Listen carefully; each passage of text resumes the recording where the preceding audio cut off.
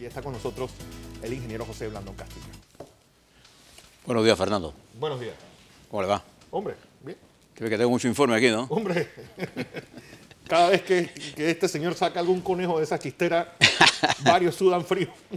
Buenos días, Fernando. Buenos días a toda nuestra audiencia. Me uno a las felicitaciones a los contadores. He tenido la oportunidad en mi vida profesional de trabajar con excelentes contadores y contadoras.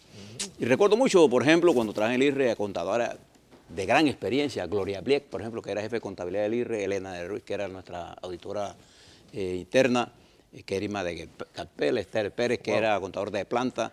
En fin, muchos hombres y mujeres que hacen ese trabajo, que es un trabajo creativo. El contador es uno de los hombres más creativos que yo conozco porque debe resolver problemas interesantes. Y hoy estará más de moda. Le voy a hablar ahora, cuando hable de Panamá, sobre lo que dijo la señora procuradora. De las auditorías, entre otras cosas. Porque para hacer una auditoría forense, entre otras cosas, se necesita de contadores forenses para saber si hubo o no malversación de fondos o qué es lo que usted está investigando. Ahora hablamos un poquito sobre eso. Pero démosle una vueltita al mundo para que nos entretengamos un poco. Si usted cree que aquí llueve, en otro lado no escampa. Y voy a hablar de la potencia de Estados Unidos, la cual nosotros, Panamá, yo hablo mucho de Estados Unidos porque Estados Unidos es nuestro principal socio. Comercial, político, geopolítico, tenemos el tratado de neutralidad, lo que ellos hagan o no hagan nos interesa a nosotros. El señor Trump está caminando, el señor presidente de los Estados Unidos está caminando ahora sí, en un terreno bien peligroso. Está caminando dentro del terreno del impeachment, del llamado a juicio. Ayer el New York Times publica una noticia en la cual dice que el presidente de los Estados Unidos le habría solicitado al exdirector del FBI que eliminara la investigación sobre el caso del general Lynch por sus vínculos con Rusia. Esto fue lo que motivó cuando el señor Nixon intentó manipular al FBI, el impeachment que se le iba a hacer al señor Nixon y que al final motivó su renuncia cuando la investigación de Watergate. Así que el señor Trump está caminando en terreno peligroso, no solamente por esto, porque según la fuente periodística y normalmente en los Estados Unidos la fuente periodística cuando dicen que tienen algo, ya tienen el memorándum. Y esto va a traer serios problemas porque se trata de una violación clara a la ley de los Estados Unidos. Y esto, el señor Trump va de viaje en el momento en que cae todas estas cosas. No estoy muy seguro cómo pueda salir de todo esto, porque no se trata solamente del despido del señor director del FBI, están todas las investigaciones sobre Rusia, están las filtraciones que se están ocurriendo. No le doy mucha importancia a la entrega de información que él le dio a Rusia porque es una potestad del presidente de los Estados Unidos y él tiene constitucionalmente la potestad de determinar si una cosa se puede entregar a otro, si él es el presidente, es el comandante supremo de los Estados Unidos. Y lo que él compartió con los rusos de información, que yo me imagino que los rusos también lo tienen. Es más, ayer salieron los israelitas a decir que como ellos eran parte de los que habían dado la información, confiaban en el señor Trump porque Trump va para allá. Así que le tiraron un espaldarazo, pero no es suficiente porque los problemas internos en los Estados Unidos ahora toman otro cariz. Y creo que los medios de comunicación masivos que representan intereses muy concretos están tras la búsqueda de un impeachment para el señor presidente de los Estados Unidos. Así que vamos a tener mucha información sobre esto. Trump anuncia que va a haber cambios sustanciales en la estructura de gobierno a 90, a 100 días, ciento y poco. Ciento y poquito, para no sé, ¿no? Va a cambiar a todo el mundo, pero es difícil soportar al señor Trump que hoy da una orden para mantener una línea de comunicación y al día siguiente él mismo la cambia, echando para atrás lo que dijo y dejando mal a toda su gente. Ayer tuvieron que usar hasta el general McPherson, uno de los hombres de mayor confianza de los Estados Unidos, el jefe de seguridad, para poder enfrentar la avalancha de críticas que hay. Usted pone una televisión en los Estados Unidos y todo el día está transmitiendo contra Trump. Todo el día de Dios. Todas. Todo el mundo. Sí. Y tiene sobre sí los periódicos de mayor impacto en los Estados Unidos. Es que no solamente eso, sino que ahora se suma el director de cine Michael Moore, que dice que la próxima película que va a estrenar sobre Trump sería ya lo que falta para demoler esta presidencia. Y como si fuera poco, este señor Trump es una persona interesante. Ayer se reúne con el presidente de Turquía, Erdogan, que es otro Trump. Otro Trump otomano. allá de Turquía. Y le dice, acuérdese que el señor Trump le había dicho que él iba a armar a los kurdos rebeldes allá contra Siria, que son los enemigos a muerte. Usted tiene que ver un poco la historia de Turquía. Y Turquía se opuso en la voz de Erdogan en forma categórica. Bueno, ayer el señor Trump le dice a Erdogan, no se preocupe. Nosotros estamos con usted, contra el ISIS y contra los kurdos. Es difícil saber qué piensa realmente el presidente de los Estados Unidos con tanta variación. En el orden local aquí en América Latina, bueno, ayer le entregaron las credenciales al presidente electo de Ecuador. Así que ya eso ya está resuelto allí. Vamos a ver cómo le va al señor Ledín. Él es un parapléjico, un hombre interesante en su historia. Es hemipléjico. Hemipléjico. Las manos, los pies es lo que no puede mover, las manos sí. Hemipléjico. O sea, buena... Sí. Es bueno estar al lado de personas eruditas. Las correcciones siempre son buenas. Bueno, esto pasa en Ecuador, pero vamos al plano nacional. Dos cosas antes de entrar al pastelito de ayer. Yo les he venido hablando de la crisis que hay en el sector agropecuario. No solamente en materia de arroz, en materia de vegetales, en materia de café, de caña. Les anunciaba que uno de los grandes problemas que iba a ocurrir, se los dije al principio de año, era en el sector lechero. Para los que no conocen el sector agrícola panameño, los ganaderos panameños, particularmente los Herrera, Los Santos, Veraguas y Chiriquí también, utilizan la lechería como la caja menuda. O sea, porque como... La beca le llaman. Sí, ellos ahí ordeñan y van sacando la plata de los peones, etcétera. Eso es lo que mantiene el flujo de caja de las empresas pecuarias. Entonces, ¿qué resulta? Que en relación a los acuerdos de la OMC que firmamos, ha venido una invasión de leche. Y entonces ayer la Nestlé decidió no comprar la leche grado C, que es la mayoría que se produce. Es la que se ordena a mano. Es la lechería del hombre que tiene sus 10 vaquitas, que la ordeña, hay una cuenca lechera y saca su tanque de gas, de leche, y se lo recogen y al mes va y recobra su flujo de... Pararon la compra. Y esto va a tener un efecto duro en la economía local de los ganaderos. Eso se lo venía advirtiendo hace meses. Pero la importación de leche evaporada que se está... Esa latita de leche que usted compra ahora, que no es culpa de los importadores, esto es una decisión que se tomó en el comercio mundial. Le habíamos advertido al gobierno que debían de replantearse esto.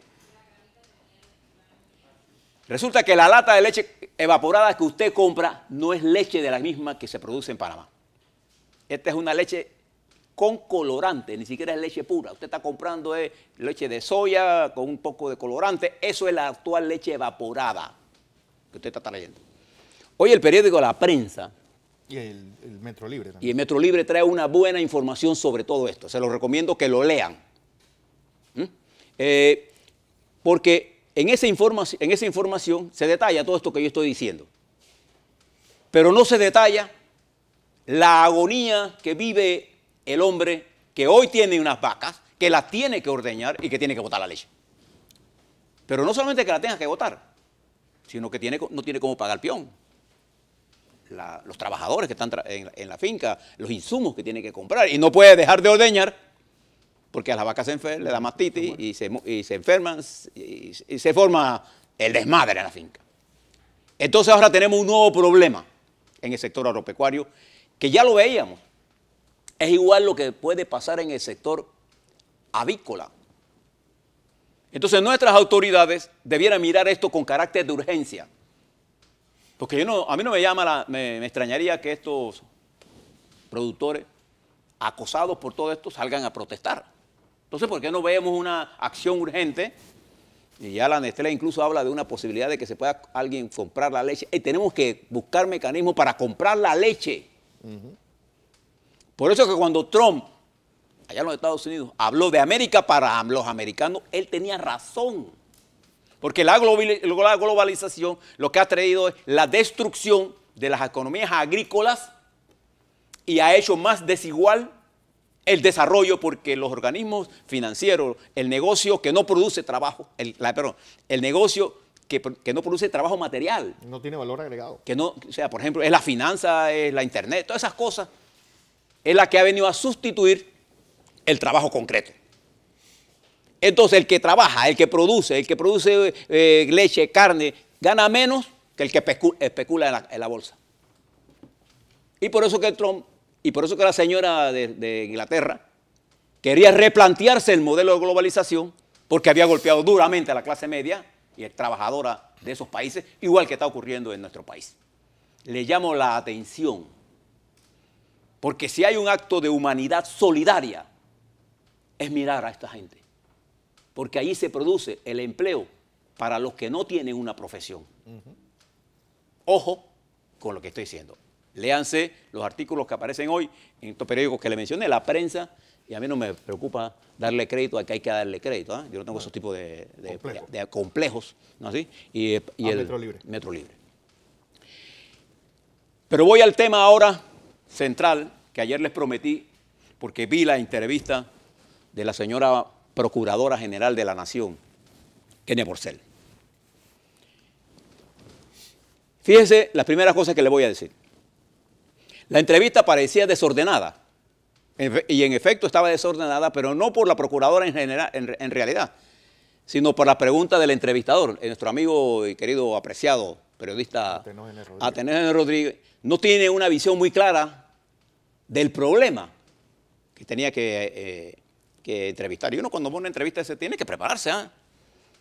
Entonces, ¿qué pasó? Las preguntas eran tiros errantes. Y entonces sacaba de enfoque a la señora procuradora. En términos generales, con respecto a los temas que ella tocó, ella fue concreta y creo que lo hizo bastante bien con esta dificultad, porque como le saltaban de tema a tema, entonces... Pareciera que balbuceaba mucho cuando... Pero era por eso, porque le cambiaban de un tema. Más interesado estaba en vincular a los Martinelli con la entrevista que en sacar información que permitiera a la procuradora explicar las cosas bien.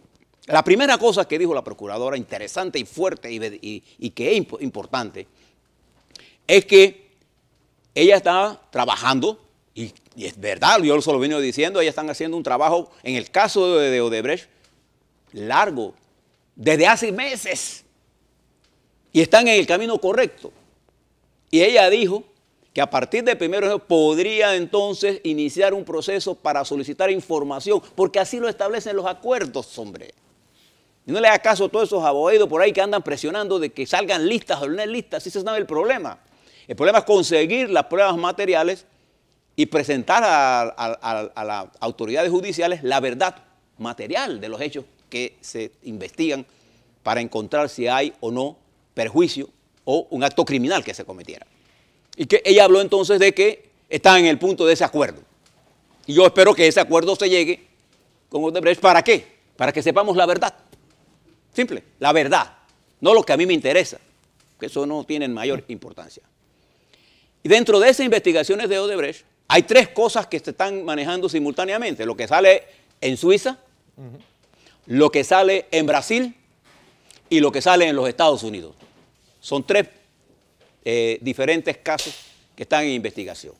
Le dije que los Estados Unidos, el plea bargain de los Estados Unidos, normalmente los Estados Unidos, después que hace un plea bargain con cualquiera que sea la que está investigando, no entrega más información de la que ya públicamente sabemos. Es decir, ellos no nos van a entregar a nosotros detalles de eso, porque eso no está en la norma norteamericana. Brasil puede entregar, si aprueba la Fiscalía a cooperar con Panamá, y de hecho ya hay una cooperación, y tiene que esperar un plazo y esperar si Odebrecht no pide una extensión del plazo. Y entonces por eso la procuradora necesita un acuerdo con Odebrecht para adelantar y agilizar todo el proceso en el caso de Brasil. En el caso de Suiza hay otras fuentes de información y ella está investigando Suiza, Andorra, etc. Después está por verse si la información que ella tiene realmente es una información que produce elementos suficientes para de establecer un acto delictivo. Eso es todo un proceso. Como consecuencia, el tiempo político de los que mandan o los que no mandan, pero que tienen intención de mandar, no coincide con el tiempo jurídico. Esto es una investigación larga. Esto no es una investigación, Fernando, que está hecha, ¿por qué? Porque es muy compleja, hay que estudiar banco, cuenta, hay que saber si la cuenta es de verdad, cómo se manejó, si eran de estos fondos, etc. Y creo que la procuradora dejó claro que esta es una investigación compleja. Esa primera parte me parece que ella fue clara, e incluso yo la invito a que lo más pronto posible, dentro de las normas claras que establece la ley y la Constitución panameña, llegue a los acuerdos necesarios para que conozcamos la verdad. Es un punto. Hay otro punto que ella tocó que tiene que ver con las auditorías. ¿Se acuerda aquella auditoría que presentó la Contraloría General de la República? Que no es una auditoría. Yo tengo por aquí, no lo voy a usar todo, porque no lo he visto, parte de ese informe. Este informe que se presentó a la Contraloría en abril por parte del consultor Aristide Hernández establecía que el estudio entrega estimaciones de cuánto debió ser el precio razonable que debió pagar el gobierno por cada proyecto. Y dos, la evaluación involucró el origen que dio lugar a los precios de referencia establecidos por el MOP, los precios de los contratos y el precio final de la obra. Eso es lo que dice Hernández que iba a hacer. Y él dice en el documento que los proyectos contemplaban diseño, construcción y financiamiento. El MOP debía determinar el precio de referencia, mantenerlos en sobresellado y depositarlos en la bóveda del Banco Nacional. Esto es importante.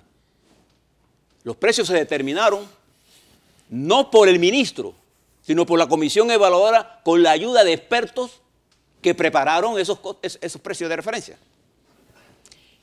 El MOP contrató a Luis Berger y Halcrop, Panamá, para estimar el precio estimado,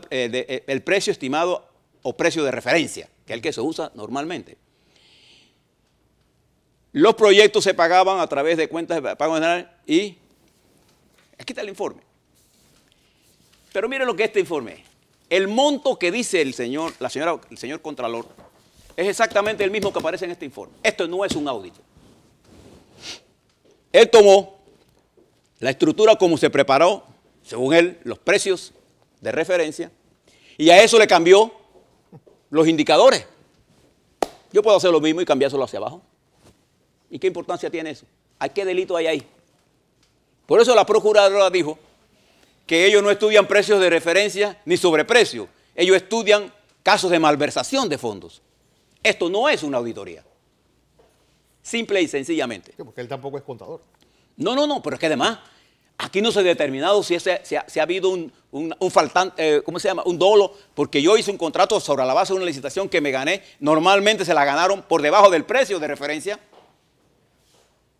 Y usted tiene que en todo caso investigar si en el contrato que yo firmé, o sea, yo como empresa, allí hubo malos manejos de ese contrato. Y nada de eso está aquí. Entonces, por eso que la procuradora, cuando habló de eso, se reía. A mí me llamó la atención la risa. Es la risa esa cuando uno dice, bueno, esto es una infantilada. Pues. ¿Para qué me sirve esto? Esto es lo que viene a complicarme la vida. Ahora, que esto lo entregue a la Contraloría es preocupante. Es preocupante. Porque no hay aquí nada que determine elementos probatorios de una estafa al Estado o de una malversación de fondos o de una utilización incorrecta, de nada. Esto es un ejercicio meramente intelectual que no sirve para nada. Porque mire usted, yo hoy, voy a hacer un cálculo del precio de referencia que se usó hace 5 años o 7 años. Vaya usted a saber, por ejemplo, cosas que este señor no investigó. Hoy hay mayor oferta de maquinaria a un precio más bajo porque hay más oferta que demanda, que hace 7 años que había más demanda que oferta.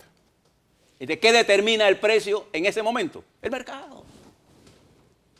Yo no sé si los elementos que él aprendió en Cuba, porque en Cuba no existe mercado, los precios los determina el Estado, pero acá se mueven a una velocidad. Entonces él determina, él hace una así, muy particular. Ahí está las tablas, no la he leído, la voy a estudiar un poco, pero después que lo vi, decidí no perder mi tiempo más en esto. Igual que creo que la procuradora tiene toda la razón en desestimar esto. Aquí no hay nada, absolutamente nada. Ella tiene que continuar, ¿no? ¿Sí? Con su trabajo. Me gustó mucho que ella no se refirió a nadie haciendo acusaciones como hacen algunos fiscales. Yo creo que la procuradora llama atención a su subalterno de querer inmediatamente marcar la comisión de un delito sin haber delito. Creo que ella se cuidó mucho de eso. Probablemente la entrevista habría sido más fluida si ella hubiera utilizado un PowerPoint para orientar al periodista sobre las preguntas de su exposición. Si hubiera hecho una exposición central y entonces el periodista hubiera preguntado, pero como eran preguntas tiro al aire con una intención más política que periodística, lo que hizo fue que desmeritó más al periodista que a la procuradora. La procuradora estuvo correcta en lo que estaba planteando. Y esto me lleva a plantear lo siguiente. Yo estoy de acuerdo en que las investigaciones tienen que hacerse en el marco de la ley y la Constitución. Pero, señora procuradora, hay muchos casos que están en sus despachos que están basados ahora sí en investigaciones de auditorías cuyas auditorías están mal hechas. Mal hechas. Y yo le puedo traer varios ejemplos. Me he tomado horas y horas de mi tiempo para ver todo lo que es mochila, helicópteros. Usted ve la cantidad de errores técnicos. Yo lo voy a hacer un día de esto. Vamos a hacer un planteamiento sobre esto. Estoy preparando un material para presentárselo a ustedes. Porque esto lo que hace es dificultar el trabajo de las fiscalías. Y por eso que los jueces tienen que ser muy presionados para no actuar en contra de los fiscales. Por ejemplo, me llamó mucho la atención, señora procuradora, en el caso de la Caja de Ahorro, por ejemplo, que no le preguntaron sobre eso, pero ¿por qué se mantiene detenido a gente cuando no hay caso ahí? Y hay sí auditorías del ente regulatorio que demuestran que en el caso de la Caja de Ahorro no hubo ninguna cosa mal hecha. Entonces, resumo esto porque creo que la participación de la procuradora dejó muchas cosas claras y mucho del trabajo. Ahora, para aquellos que quieren todos los días que el Ministerio Público esté diciendo todo lo que está haciendo, yo les advierto, eso no es un trabajo que ellos tienen que estar diciéndolo. Pero si hay gente interesada en forzar una decisión política judicial para traer detenido al presidente Martinelli en 2 meses, porque eso es parte de su estrategia política, pero eso no tiene nada que ver con los casos judiciales. Entonces, por eso, cuando uno forza la justicia a objetivos políticos, comete un grave error. Ahí está el caso del mayor Cedeño, que hay una orden, pero los fiscales insisten en su culpabilidad. Yo estoy seguro que el fiscal sabe que no hay culpabilidad allí, pero hay gente que está interesada en que haya culpabilidad. Entonces lo presionan y el fiscal adopta la versión inconstitucional de aplicarle a Cedeño la norma del procesal penal y la otra del inquisitorio. Eso es inconstitucional. Nadie puede ser juzgado con 2 sistemas diferentes. Y usted le tiene que dar el garantista. ¿Y qué sentido tiene para usted mantenerlo en ese nivel de peligro cuando usted en todo caso te lo necesita vivo para terminar su caso? A ver. Entonces hay cosas de sentido común y de sentido jurídico que no tienen nada que ver con las explicaciones, porque yo esperaba más preguntas sobre esto, porque la procuradora tiene capacidad intelectual instalada, suficiente y conocimiento para responder cualquier cosa. Pero la gente de Relaciones Públicas de la procuradora debe planificar. Yo creo que si ella viniera aquí, tuviera una mejor presentación, porque nosotros nos prepararíamos para que haya una explicación, porque el país necesita explicaciones, no confusiones. Entonces hay muchas confusiones de tratar de llegar a resultados rápidos ¿no así? Sin el debido proceso. Y estas auditorías chimbas, quito el término auditoría, este informe peritaje, que es exactamente igual, aquí no hay ni nada, aquí no participó ningún auditor, los únicos auditores son los que firmaron. Y esto hay que estar serio, los auditores tienen que tener mucho cuidado con lo que hacen. Yo no recuerdo en mi época que ningún contador mío hubiera firmado algo que yo le dijera que tenía que firmar, si era incorrecto. Primero te decían eso no se puede hacer, porque ahí está la ética profesional. Yo no firmaría una cosa como esta. Jamás se me hubiera ocurrido presentar una cosa como esta, porque esto no es serio. Bien, paso a otro tema. Ustedes se han fijado cómo están proliferándose las protestas. Le llamo la atención al gobierno, porque esas protestas, unas con intenciones, otras diferentes motivos, están enardeciendo la población. La inseguridad, el transporte, el problema de Uber, las invasiones, etcétera. Y me da la impresión de que hace falta orientación. Y fíjese que estamos en medio de la evaluación de Gafi. Y creo que, por ejemplo, el país ahora mismo está enfocado en la discusión de la decisión, la intención que tiene el FMI, las agencias internacionales, de que nosotros penalicemos la evasión de impuestos y que cataloguemos como penal los delitos impositivos. Cosa que ningún panameño va a aceptar. Pero hay un debate ya. Bueno, cuando las cosas se debaten, Fernando, se obtienen mejores resultados. Por eso es que es importante que ante temas centrales, sector agropecuario, sector salud, sector de educación, sector de transporte, haya consensos entre la sociedad, en la justicia, consensos con la sociedad. Porque la nación enfrenta riesgos y peligros que debemos hacerlo juntos para tener la fuerza que da la razón de una nación. Por ejemplo, la Constitución panameña, en el artículo 17 o 18 establece que nadie podrá ser detenido por deuda. Entonces, ¿cómo nosotros queremos pasar una ley para penalizar la de los impuestos si eso no está permitido en la Constitución? Habrá que cambiar primero la Constitución. Es una interpretación mía de la Constitución. Entonces, hay tantos argumentos que uno puede poner en la discusión, pero hay que buscar consensos. Y hay que evitar que la ceguera política o la ambición política nuble el entendimiento de los dirigentes. Fíjese lo que está pasando en los Estados Unidos. El señor Trump ni oye ni transmite. Y está en menos de 100 días más de 100 días, a punto de caer en una crisis política y llevar a los Estados Unidos, un país de extraordinaria capacidad mundial. A mí me da pesar que un país al cual le tengo un gran aprecio y cuyos dirigentes, periodistas, senadores, tenemos muchos amigos entre esa sociedad, esté en esa situación. Y termino con esto. US Today publicó un aviso de restricción a los estadounidenses para que Panamá era una ciudad muy violenta. Afortunadamente, la embajada de los Estados Unidos en Panamá desmintió eso. Eso no es cierto. Los Estados Unidos no ha emitido ningún llamado de cautela a sus habitantes sobre Panamá. Más violenta es Nueva York y Chicago que Panamá. De eso puede tener la plena seguridad. Pero los Estados Unidos, y felicito a la embajada de los Estados Unidos por salir al paso de una información que salió en un medio de los Estados Unidos, pero que no es cierta.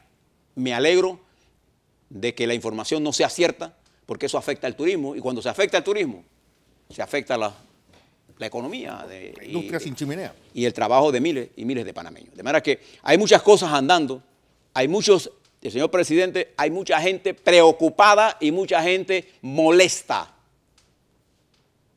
Así que debemos actuar con prudencia. Y a la procuradora, creo que es importante lo que usted dijo ayer, pero es importante que usted sea consecuente con todo el sistema. En sus manos está también ayudar a que la credibilidad en la justicia se incremente, pero no se va a incrementar como el caso del mayor Cedeño, como el caso del señor Francolí, o con que esté llegando a los medios de comunicación citando fuentes judiciales, información de expedientes que no ha llegado a los abogados primero. Así que hay cosas que hay que corregir. Y yo la invito a que en ese afán suyo de proporcionarle justicia al país, también sea consecuente con lo que usted investiga, porque el Ministerio Público no condena a nadie, tiene que sustentar una posible condena ante otras instancias judiciales. Así es.